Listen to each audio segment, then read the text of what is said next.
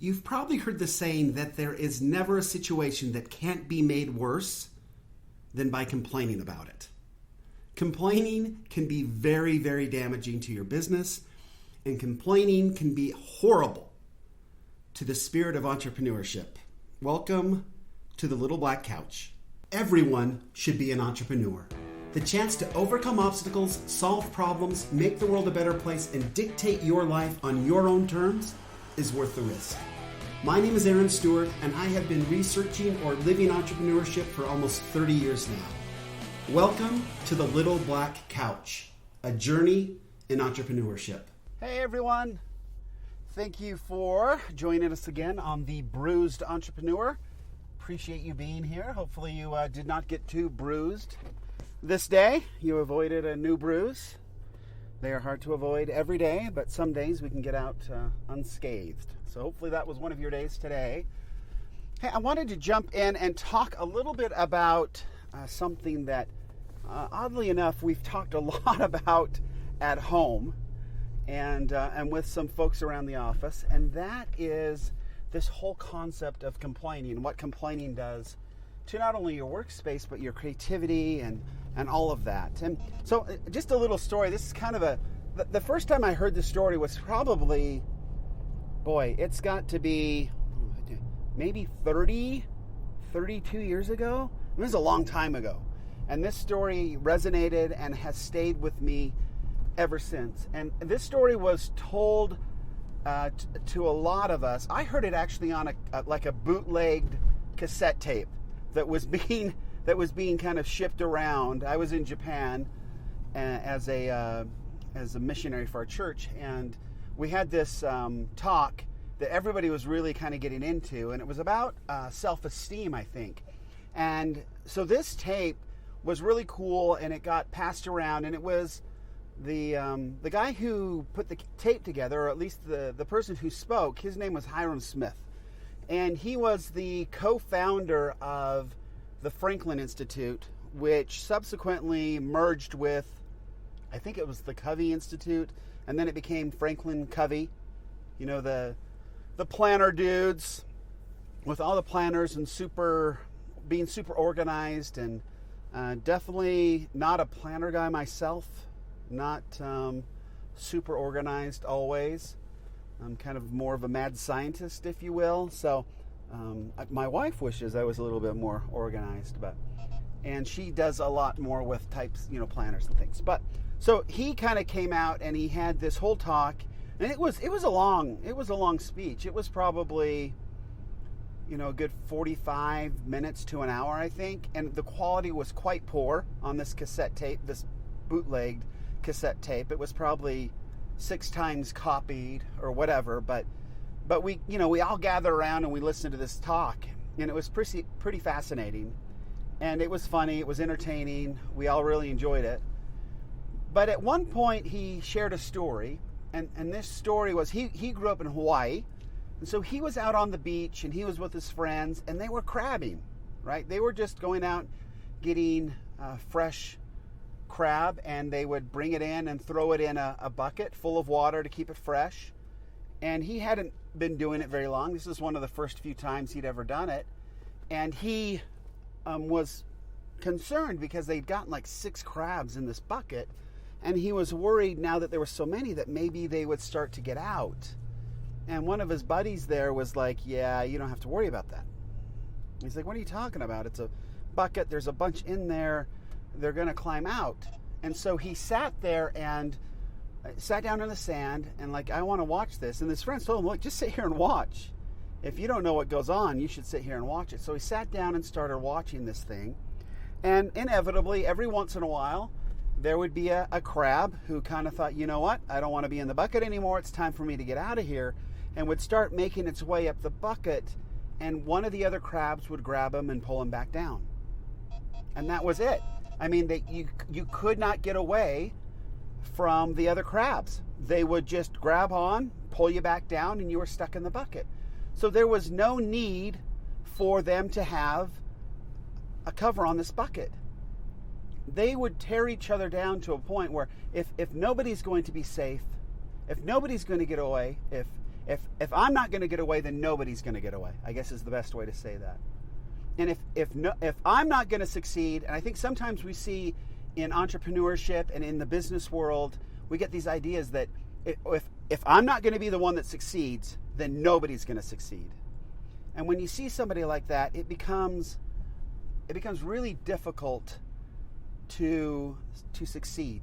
When you were so caught up in making sure that nobody else succeeds, then you are taking away from your own ability to succeed, from your own ability to create, from your own ability to fix problems and make a difference.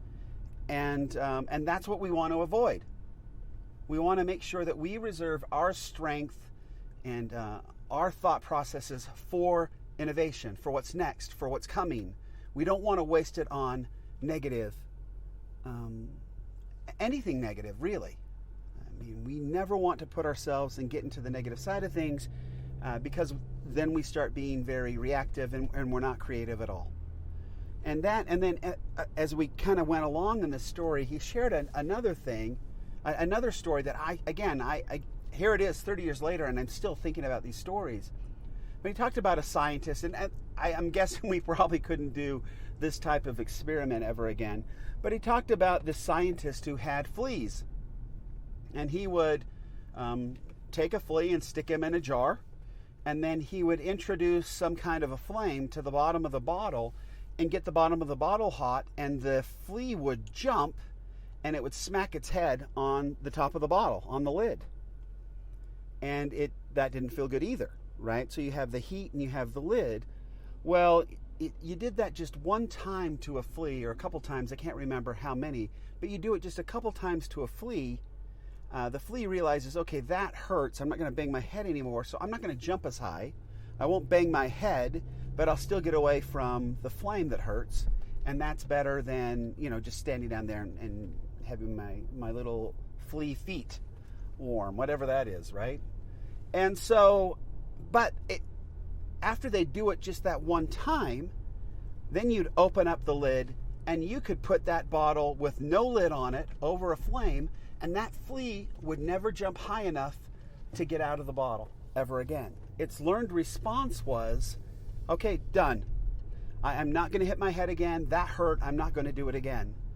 And so that leads us to a whole nother idea, that when we get to a point where we start worrying so much that somebody else might succeed, and if I'm not going to succeed, they're not going to succeed, and we get into that mindset and we train ourselves to hang out there, and we're not careful, we will stay there. So it's important to take steps back every once in a while and say to ourselves, hey, am I still there? Am I willing to give everything I have to get out of here? Am I just going to do enough to get me away from the pain, but not enough to really get me out of here and get me on to the next thing where I can do something amazing? And I think sometimes as entrepreneurs, we get caught into these places where, you know what? Last time I tried to do that, I got hurt, and I don't want to do that anymore. We remember back to this when Russell Brunson was talking about how he got up and did a webinar, and it was a disaster, and he made his sales pitch, and nobody went to the back table. And he thought to himself, that hurt, I'm never going to do it again.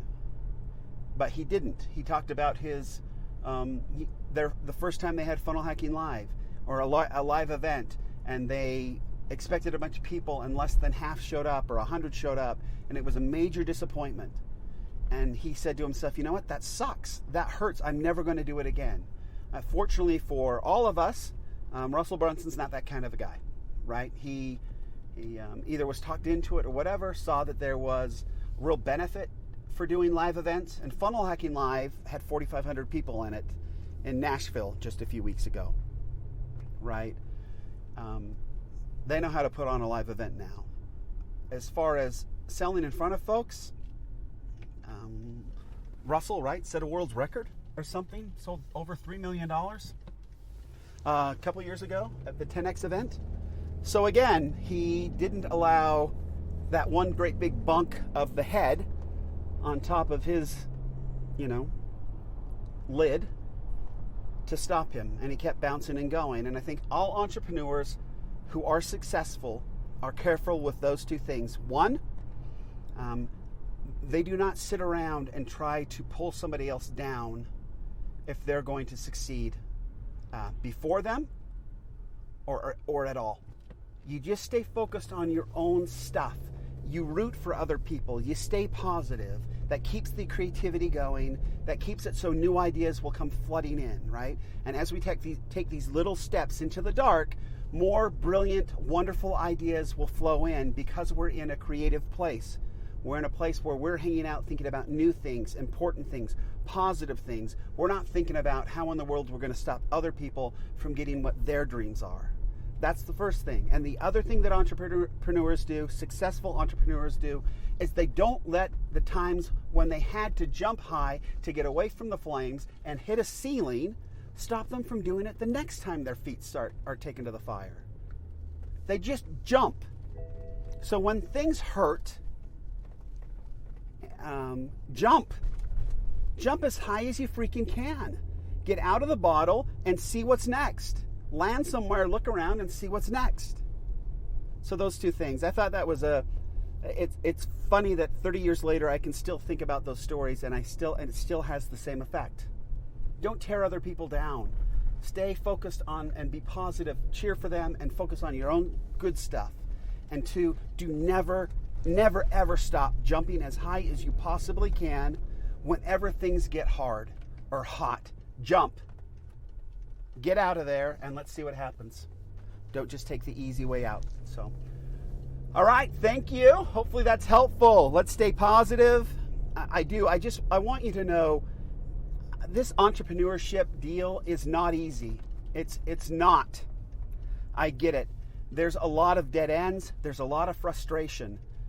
But what you guys do as entrepreneurs is so important to this world. It's what changes the world. It's what brings out innovation.